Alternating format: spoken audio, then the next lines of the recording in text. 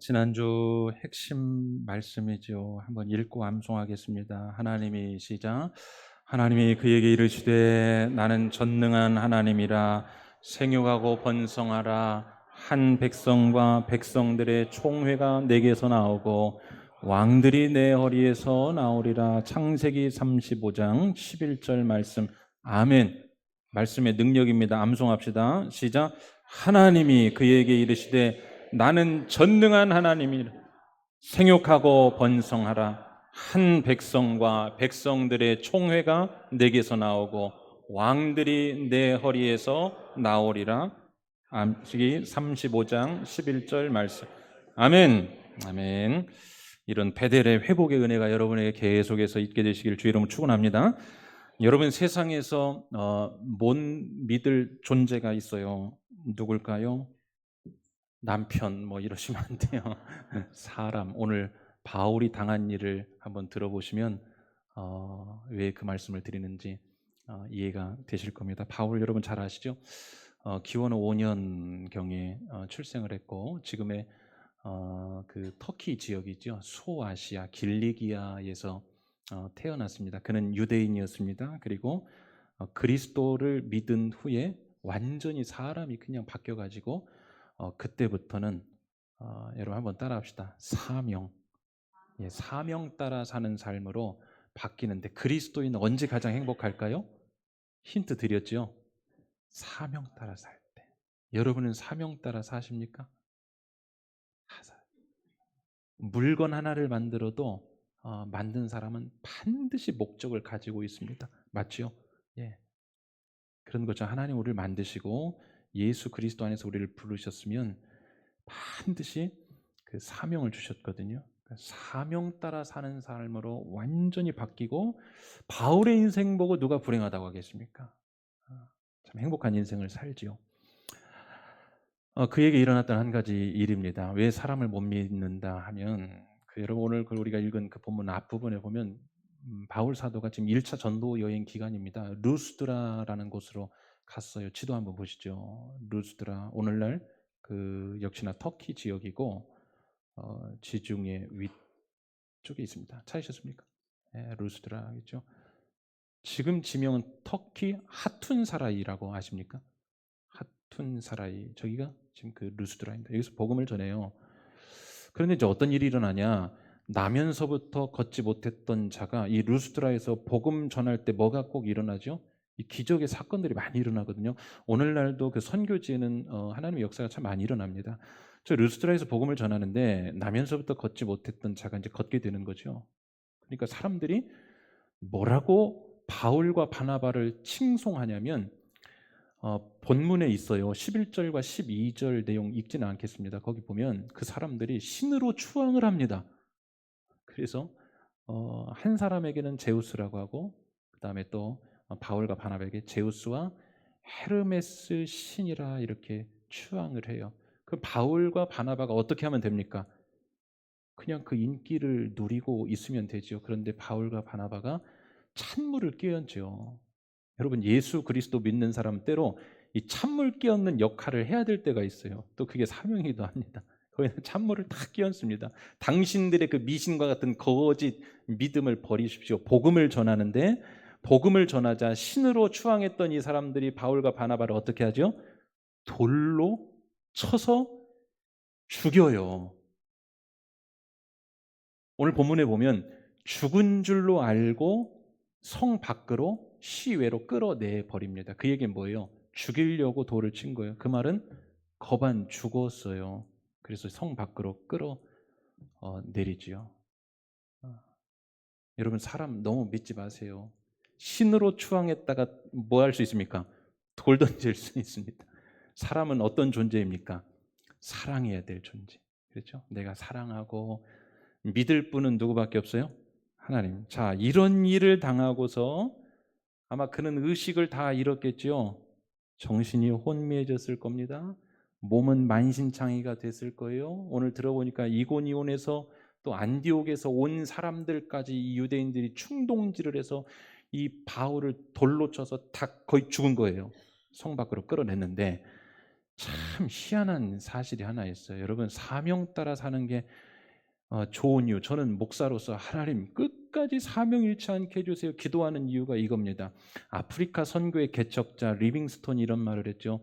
사명자는 죽지 않는다. 그래요. 사명이 있는 한 하나님 우리를 데려가시지 않습니다. 바울이 그 거반 죽게 생긴 상태에서 다음 날 어떻게 되는 줄 아십니까? 일어납니다. 그래서 그 지도에서 아까 보셨는데 더베라는, 한 번 더 보여주시겠어요? 더베라는 곳으로 옮겨갑니다. 더베 찾으셨죠? 예, 더베로 가요. 자, 퀴즈. 가서 뭐 했을까요? 뭐 했을 것 같습니까? 링거 맞았다, 뭐 아니면 휴양했다, 아니면 뭐 했을까요? 복음 전해요. 아무튼 징합니다, 징해요. 얼마 전에 그 백종원 씨가 어느 프로그램에 나와서 이제 주변에서 그러는 거, 아니 돈도 그만큼 벌었고 명예도 없고 뭐다 했으면 아니 그만 좀 하시라고 그랬더니 돈 벌려고 하는 게 아니라 이 말을 남기는데, 저는 그게 이렇게 신앙 안에서 해석이 돼서 너무 은혜를 받았어요. 재미있어서 안 돼요. 재미있어서. 재미있으면 사람을 미치게 하는 겁니다. 여러분 신앙생활 예수 믿는 것이 재미있게 되시기를 주의 이름으로 축원합니다. 아유, 여러분 예수 믿는 게 생명인데 재미까지 있으면 얼마나 행복하겠어요. 더베로 가서 뭘 하냐? 그의 사명 따라 복음을 전합니다. 그런데 지금 몸은 어떤 상태예요? 거반 죽게 생기다가 일어난 거, 기적적으로 일어났는데, 잘 보시면 사명 따라 살아갈 때 어려움을 당하면 위로하시는 분이 한 분 계십니다. 누굴까요? 하나님이 위로하세요.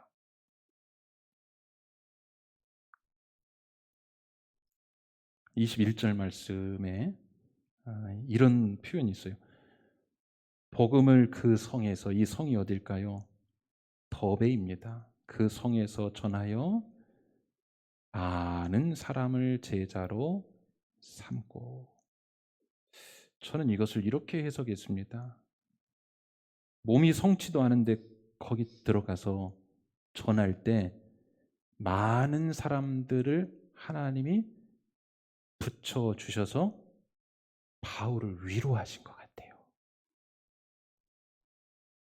우리가 예수 믿고 복음 전하고 신앙 안에서 봉사하고 헌신하고 때로는 상처도 받을 수 있고 마음이 불편해지고 할 때도 이 딱 악물고 그래 내가 해야 될 일 한다 할 때 꼭 어떤 한 손이 나타납니다. 누굴까요?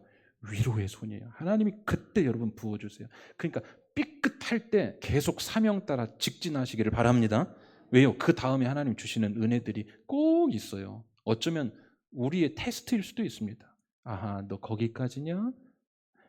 네가 이것을 감내하고 또 나갈 수 있냐? 하나님 은혜 주세요.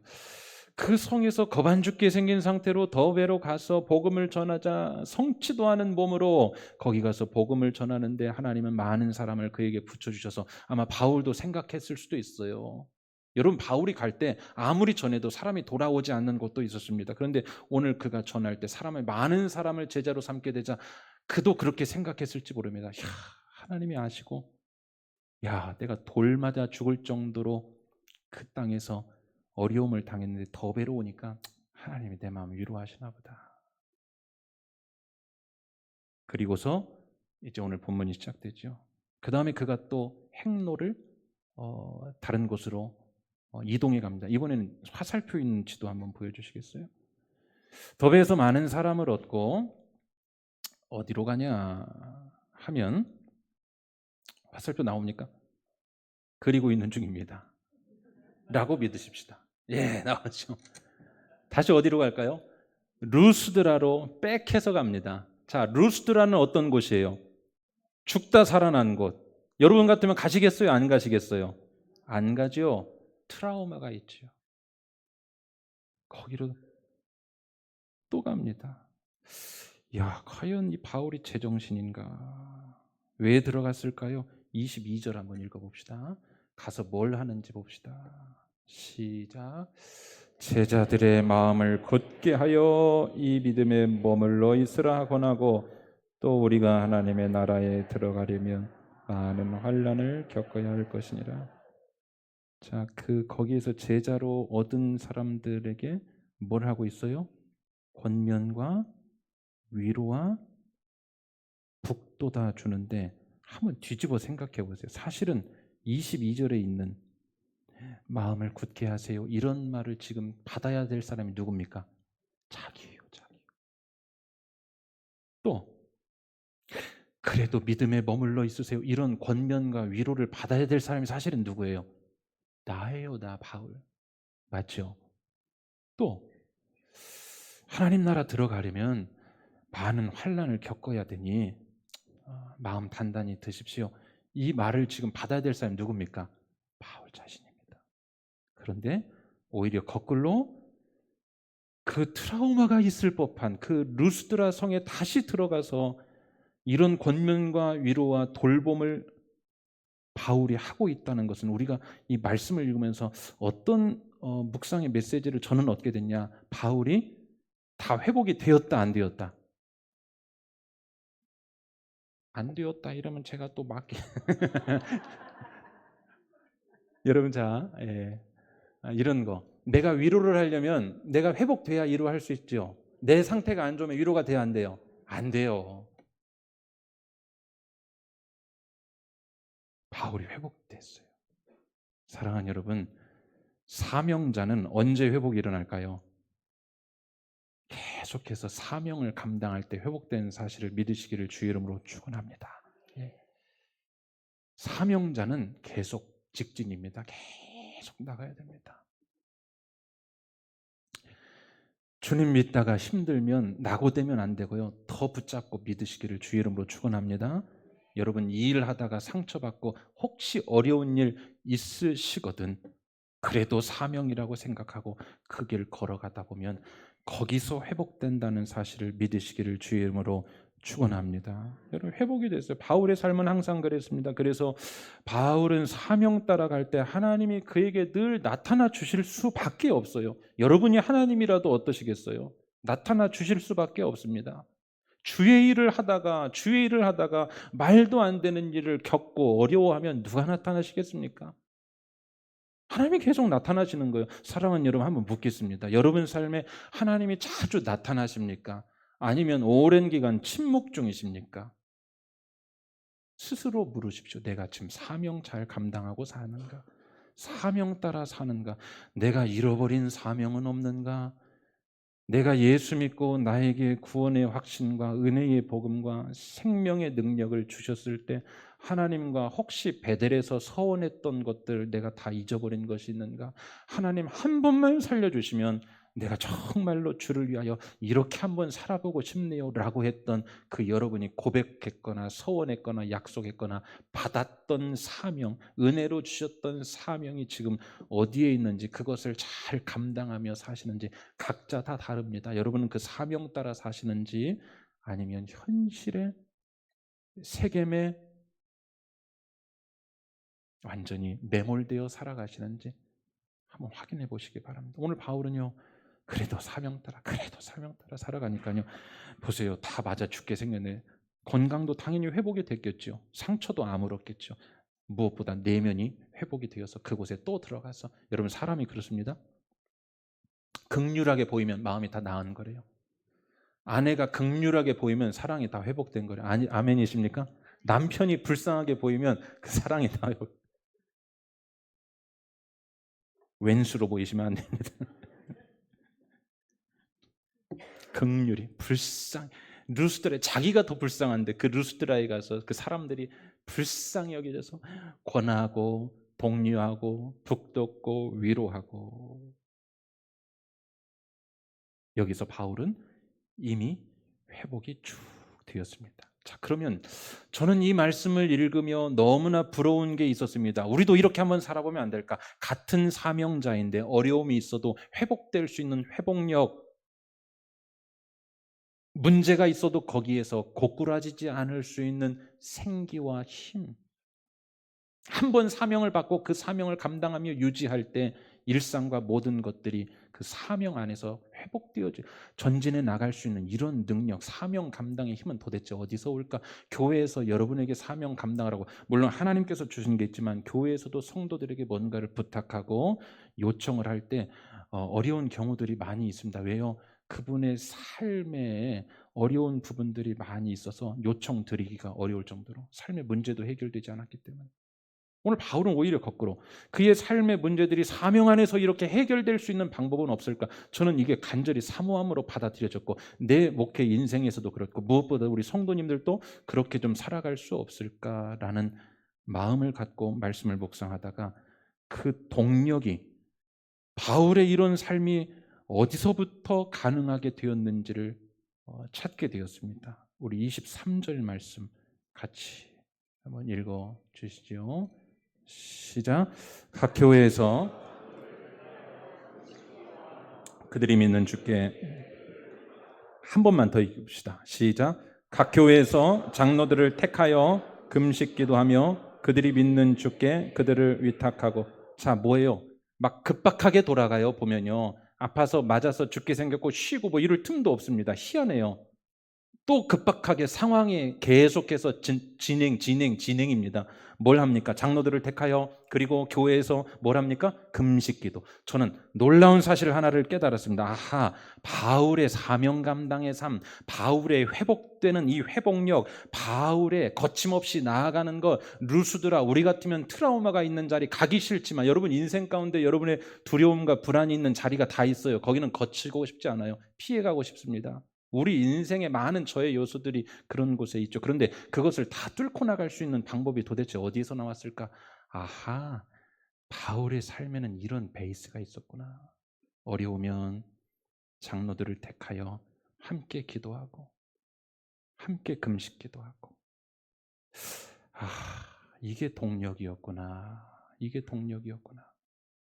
여러분 사명 감당한 삶 살고 계시지요? 이 땅에서 발 딛고 현실의 문제도 감당하며 살아가시는데 여러분에게는 오늘 바울 사도에게 있었던 그런 이 기도의 베이스가 이 기도의 베이스 캠프가 잘 조성되어 있는지 한번 돌아보시기를 바랍니다. 여러분 사역과 사명과 삶은요 그냥 되어지지 않아요. 보이지 않는 이 베이스 캠프가 있습니다. 바울은 바로 그런 거였어요. 앞에서 이런 되어지는 일들을 가만히 보니까 뒤에서 각 교회 장로들을 청하여 금식 기도하는 이런 베이스 캠프가 늘 쳐져 있었습니다. 베이스 캠프에 대해서 아십니까? 여러분 에베레스트산 베이스 캠프를 한번 찾아가 봅시다. 보십시오. 여기 혹시 다녀오신 분 계십니까? 어차피 누구도 못 봤기 때문에 손 들면 속을 수도 있어요. 다녀오시면 계시는 산 좋아하시는 분들이 우리 교회도 많이 계신 줄로 알아요. 저게 에베레스트 베이스 캠프죠. 베이스 캠프가 뭡니까? 그 정은상 씨가 쓴 글에 이 베이스 캠프에 관한 내용이 있어서 제가 좀 인용을 해봤습니다. 베이스 캠프는 등산이나 탐험을 할 때 근거지로 삼는 고정 천막을 말합니다. 그러니까 우리가 영화 보면 저기서 이제 막 교신도 하고 라면도 끓여 먹고 저기서 잠도 자고 다시 무장도 하고 고정 천막을 말하죠. 8,848m 높이의 에베레스트 산 베이스 캠프 이동에 관한 일화가 우리에게 주는 메시지가 있어요. 1958년 뉴질랜드 출생의 영국 에드먼드 힐러리 경이 최초로 에베레스트 산을 정복했고 1977년 고상돈 씨가 한국인으로 처음 이 산에 올랐습니다. 이후에 해마다 한 3, 4명 정도가 정상에 올랐는데 2004년에 갑자기 놀라운 일 하나가 벌어졌어요.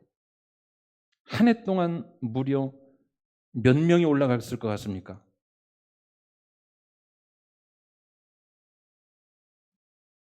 안 가봐서 모르겠는데요. 뭐 이러실 겁니까? 340명. 2004년에 한 해 무려 340명이 정상에 우뚝 올라섰다고 합니다. 도대체 무슨 이유인가 알고 보니 베이스 캠프를 그 해에 해발 2,000m에 원래 있었는데 해발 6,000m로 옮겨 놓았습니다. 그러니까 베이스 캠프를 4,000m를 올리는 일은 간단치 않대요. 수많은 시행착오 치열하게 싸워가며 아마 목숨을 잃었을지도 모릅니다. 치열하게 싸워가며 저 베이스 캠프를 옮긴 결과 4,000m를 올려놓으니까 어떻게 되는 거예요? 정상을 다 고지를 점령하는데 훨씬 괄목하는 성과를 거두게 되죠. 여러분, 사도 바울은 사명의 고지를 점하기 위해 그는 늘 이렇게 뭘 했을까요? 기도의 베이스 캠프를 늘 유지를 했어요. 그는 어려움을 만나면, 두려움을 만나면 늘 이 베이스 캠프로 돌아가서 이 베이스 캠프를 어떻게든 유지하고 또는 올리려고 노력을 했던 거죠. 사랑하는 여러분, 사명자로 살아가는 우리에게, 예수 믿는 그리스도인으로 살아가는 우리에게 기도하며 살아가라고, 기도하지 않고는 이런 유도 나타나지 않고, 기도하지 않고는 세상을 이길 수 없다고 예수님께서 말씀하셨고, 이미 알고 있는 우리에게 그 기도의 베이스 캠프가 여러분의 삶에는 한 몇 미터 지점에 지금 설치되어 있습니까? 이런 굉장히 날카롭고 심각한 질문입니다. 보이지 않는 문제이기 때문에 여러분의 보이지 않는 기도의 이 베이스 캠프는 한 몇 미터 정도에 쳐져 있어요. 없지는 않으십니까? 한 10미터 고작? 100미터입니까? 1000미터입니까? 2000미터입니까? 바울 사도는 왜 그가 루스드라에서 맞아 죽게 생겼다가 다음날 회복된 것, 거기 가서 또 복음을 전하는 것, 이거 대단하게 여기고 그것만 부러워할 것이 아니라 뭐가 있었냐? 바울 사도에게는 이 기도의 베이스 캠프가 있었습니다. 사랑하는 여러분, 오늘 우리가 말씀 듣다가 성령이 주시는 깨달음 통하여 하루하루 이 기도의 베이스 캠프 단단히 고정하시고 바람에 쓸려 현실의 문제 이 베이스 캠프 떠내려가지 않도록, 그리고 유지하고 날마다 1미터씩 쌓아 올린다는 마음으로, 요즘 기도할 시간이 없는데 이런 말씀 우리가 가능한 한 안 해야 됩니다. 날마다 기도함으로 1미터씩 올려가시는 그러한 은혜의 성도님들 다 되시기를 주의 이름으로 축원합니다. 자, 그리고 이제 이동해 가지고 어디로 가냐? 배를 타고 안디옥으로 복귀를 합니다. 26절, 거기서 배 타고 안디옥에 이르니, 이렇게 표현하죠. 자, 비시디아, 밤빌리아, 아달리아를 들러 안디옥으로 오는데, 이 안디옥으로 왔다는 이야기가 뭘 말할까요? 2년간의 사도 바울의 1차 전도 여행의 대장정이 지금 막을 내리고 있습니다. 감격스러웠을 것입니다. 만감이 교차했을 것입니다. 무사히 도착한 것에 대해 하나님께 감사했을 것입니다. 드디어 1차 전도 여행을 잘 마쳤어요. 도착하자마자 이들이 뭘 했는지를 오늘 말씀하고 마쳐요. 근데 이 부분이 오늘 참 중요합니다. 여러분은 이 전도 여행 마치고 오면 뭘 하시겠습니까? 빨리 쉬어야지요. 아니 뭐 여러분 다른 거 해야 될 거 있지 않습니까? 자, 오늘 성경은 전도 여행을 마치고 온 이들이 뭘 했는지 27절과 28절에서 기록하고 있습니다. 우리 같이요 읽겠습니다. 시작. 그들이,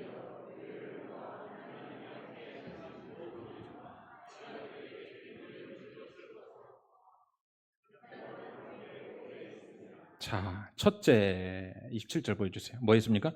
교회를 모아. 이 말은 믿음의 사람들이 모였습니다. 두 번째, 나눴어요.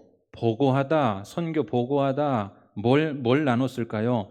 하나님이 함께 행하신 모든 일들, 쉽게 말하면 하나님이 행하신 일들에 대하여 믿음의 사람들과 함께 나눴습니다. 이것을 우리가 쉽게 말하면 은혜 나눔을 했다 이 말이에요. 간증을 했다 이 말입니다. 그리고 또 뭘 했습니까? 이방인에게 믿음의 문을 어떻게 하신 것을 여신 것, 이것은 사실은 기적이지요. 기적, 체험이지요. 이방인들이 쉽게 문 열어요? 그렇지 않아요. 근데 막 못 걷던 자들도 막 일어날 거예요. 이런 것들을 나누는 게 이게 뭐예요? 기적과 체험 나눔입니다. 그러니까 은혜 나눔도 했고 기적 체험 나눔도 했다. 그러면 오랫동안 거기서 그렇게 머물러요. 왜 이거를, 저는 이제 질문을 갖고 말씀을 들어가는 거죠. 왜 우선순위로 이것을 했고 이것에 대해 성경은 특기에 기록하고 있을까? 실은 이미 뭐 지나간 일이잖아요. 우리 남성과 여성들이 대화할 때 어려운 점이 뭡니까? 남성은 뭐 중심으로 이야기합니까? 결과 중심. 여성은요? 과정 중심. 그렇죠.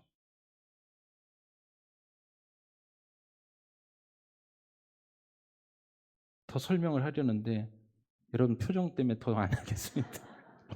순간 까먹어버렸어요. 이미 다 끝나버린 겁니다. 잘 이루었어요. 과거의 일이잖아요. 다음 할 일이 있는데 그걸 뭘 앉아서 나누고 뭘 그렇게 오랫동안 시간을 보냅니까? 그런데 왜 이들이 이러한 나눔을 했을까? 이유를 찾았어요. 중요했기 때문에. 어떤 면에서. 그리고 오늘 교회와 신앙 공동체 안에 주시는 메시지가 너무 강력하고 중하기 때문에 이 부분을 오늘 핵심으로 잡았습니다. 여러분, 신앙 안에서 은혜 나눔을 좀 하며 사세요. 셀에서 잘 이루어집니까? 어떻습니까? 여러분 살면서 가정에서든지 아니면 어떤 그 믿음의 교제권 안에서 이 은혜 나눔을 잘하고 계십니까? 여러분 그 효과를 아세요? 은혜 나눔이라는 게 사실은 보이지도 않고 또 그 별로 뭐 그게 그렇게 중요한가? 여러분 은혜 나눔을 하는 사람하고 하지 않는 사람의 차이는요. 이게 확연 가끔씩 저희 아내와 이 나눔을 할 때가 있습니다. 뭐 고정적으로 뭐 나눔의 시간입니다. 이렇게 하는 건 아니고 가끔씩 우연찮게 이 나눔을 할 때가 있어요. 어 2008년 5월 4 일이 제가 우리 이 참 하나님이 귀 있으시고 사랑하는 서울 수정교회에 첫 사역 그러니까 첫 출근했던 날이 2008년 5월 4일 그때를 저는 추억하며 저희 아내와 나눔 이야기할 때가 있습니다. 그날은 이 제가 첫째를 낳고 딱 이틀 만이었고 또 이 뜻을 가지고 지나 보니까 다 하나님의 뜻이 있었던 것 같아요. 뜻을 가지고 제가 원래 자라고 또 신앙생활하고 성장했던 그 교단의 배경을 떠나 왔고 또 아내와 단둘이서 이제 타지로 이사를 했고 대학원 3 학기 때 학교를 다니면서 우리 교단과 학교와 교회 저를 여기로 소개시켜 주신 분 한 분 외에는 지인 하나 없고 또 어디서 사역을 해야 되고 어떤 교회가 있고 누굴 만나야 하고 가정 생활은 이제 아이도 낳고 어떻게 이끌어 가야 되고 저희 아내가 그때는 이제 결혼하고 다 일을 그만둔 상태라 경제 생활은 어떻게 이끌어 가야 되고 사실은 뭐 갈 바를 알지 못하던 그때부터 하나님이 우리 가정에게 우리 목회에 우리 자녀에게 우리 삶에 하셨던 일들을 이제 서로 나누는데요. 뻔한 이야기지 않습니까? 그렇죠? 둘이 경험하고 둘이 나누는데 뭔 할 얘기가 있겠어요. 그런데 꽤 빈번히 나눕니다. 이렇게 하다 보면 첫 번째 특징, 시간이 몇 시간이 훌쩍 지나가 버려요.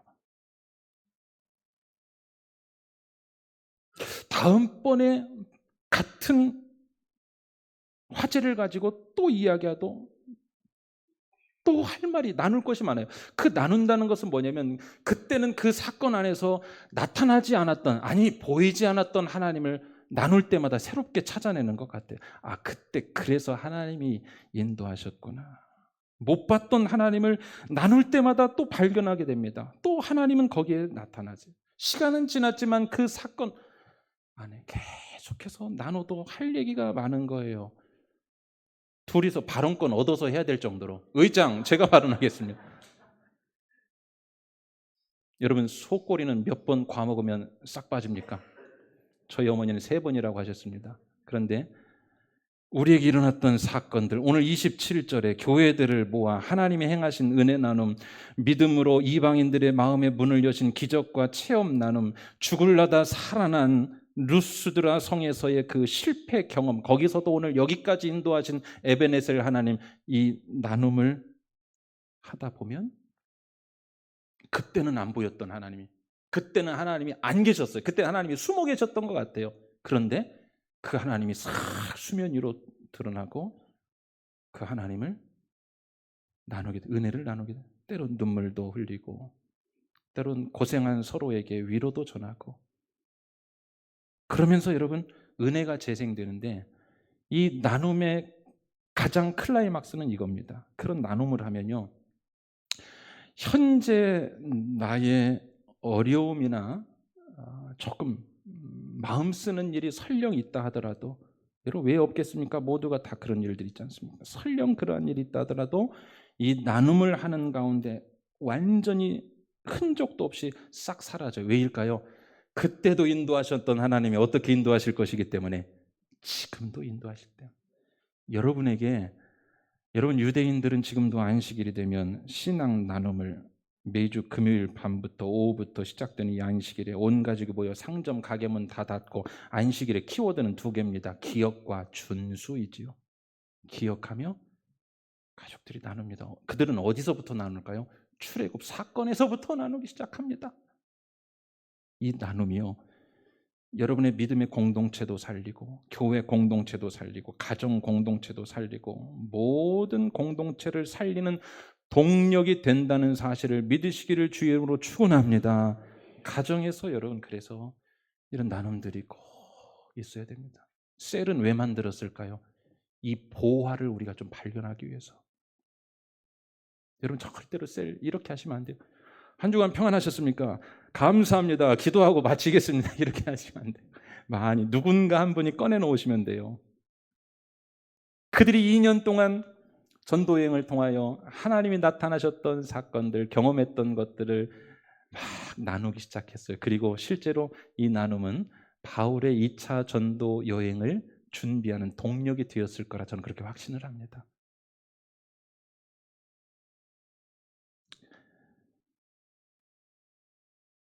사랑하는 여러분, 우리가 살아오는 모든 것들이 우연이 아니죠. 사명 감당의 동력. 그래서 두 번째는 뭐냐? 믿음 안에서의 나눔입니다. 우리 교회가 사무총회 올해를 시작하면서 두 가지 축제를 하는 교회가 되자고 했어요. 전체는 구원의 축제. 그리고 이 답을 하시는 분들은 아마 학생 시절에 공부 잘했을 가능성이 높습니다. 두 가지가 있었죠. 예배를 통해 무슨 축제? 누림의 축제. 하긴 1년 전에 사무총회인데 여러분 누가 기억하시겠습니까? 예배를 통해서 누림의 축제, 그 다음에 셀 모임을 통해서 어떤 축제? 나눔의 축제였습니다. 그래서 우리가 여러분 그것을 매번 이야기는 않지만 보이지 않는 무형의 영적 흐름에서는 그 두 가지를 맞추려고 1년 동안 굉장히 노력을 했죠. 예배에 은혜를 부어주셔서 우리가 누림의 축제를 하고 셀별로 나눔을 통해 나눔의 축제를 하자. 여러분 이 나눔이 별것 아닌 것 같아요. 실은요. 그런데 이렇게 나눔을 잘 하셔야 되고 나눔 지금 잘하는 셀들을 살아나고 있습니다. 오늘 말씀을 정리하면서 우리 교회는 수천 명, 수만 명 모이는 교회가 아닙니다. 그 말은 이런 나눔을 잘 할 수 있는 교회입니다. 여러분 나눔으로 생기 얻는 교회를 저는 목사로서 꿈꾸고 있습니다. 사명자의 삶 거저되지도 않고 사명자의 삶 누군가 살아가는 모습을 승리자의 삶 누군가 살아가는 모습을 보았을 때 부럽지요. 그리고 나도 저렇게 살아보고 싶죠. 그러나 그냥 되지 않는 오늘 14장 말씀을 통한 두 가지의 토대가 되는 밑받침이 있었습니다. 그거는 하나는 기도의 베이스 캠프 그리고 하나는 믿음의 나눔이었습니다.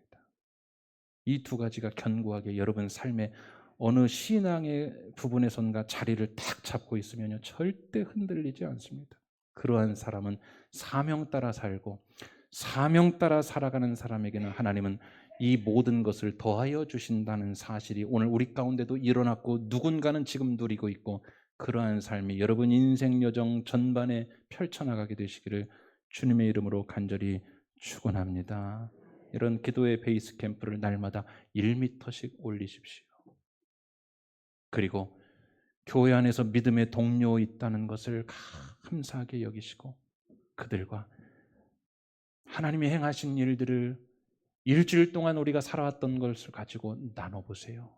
그러면 김 집사님도 나누고 박 권사님도 나누고 저도 나누고 나누면요, 그 풍성함으로 인하여 힘과 동력이 되고 그 힘이 또 일주일을 살아가게 합니다. 그러한 멋진 신앙생활 잘 하시고, 여러분의 나눔을 위하여 교회의 공간도 여러분 조금씩 변화를 아마 꾀하는 일들을 진행해 갈 것입니다. 이 나눔이 참 중요합니다. 그래서 누림의 축제와 나눔의 축제, 은혜 받는 일과 은혜 나눔의 이 두 가지를 견고히 하여 우리 교회가 정말로 멋지게 세워져 갈 때 사명자의 삶, 주님 오시는 그날까지 이 길을 잘 걸어가기 위해서 그 사명자의 삶을 두 축으로 잘 지탱하시기를 주의 이름으로 축원합니다. 우리 교회가 계속 그러한 교회로 나가게 되기를 주님의 이름으로 간절히 소망합니다. 축복합니다. 우리 주님 다시 오는 그날까지 찬양하시겠습니다.